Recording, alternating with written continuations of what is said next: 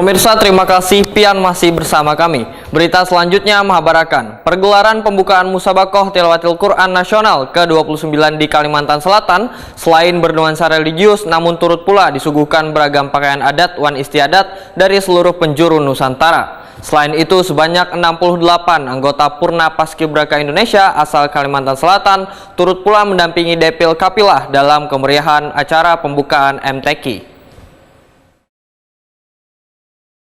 Pergelaran pembukaan Musabakah Tilawatil Quran Nasional ke-29 di Kalimantan Selatan malam Kamis 12 Oktober 2022 selain bernuansa religius namun turut pula disuguhkan beragam pakaian adat wan istiadat dari seluruh penjuru Nusantara. Selain itu, sebanyak 68 anggota Purna Paskibraka Indonesia asal Kalimantan Selatan turut pula mendampingi Depil Kapilah dalam kemeriahan acara pembukaan MTQ ini. Mereka nang berdipilih dengan mengenakan baju-baju adat Nusantara ini akan menampilkan aksi passionnya di hadapan lebih dari 3.000 orang nang menyaksikan gelaran nang dibuka oleh Wakil Presiden RI Kiai Haji Ma'ruf Amin. Mereka pun melakukan persiapan di sela-sela kedatangan tamu undangan.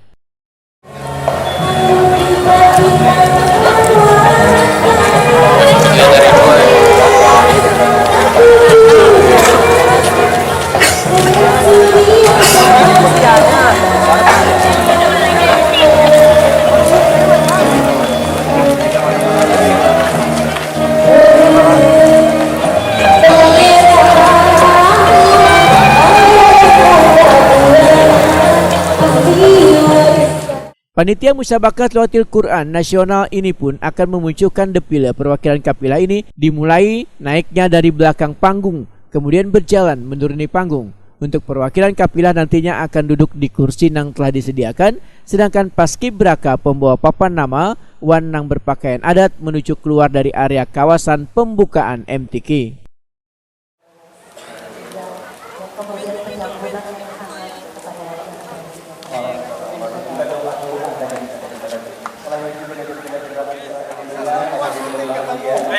Selanjutnya, mari kita saksikan bersama rombongan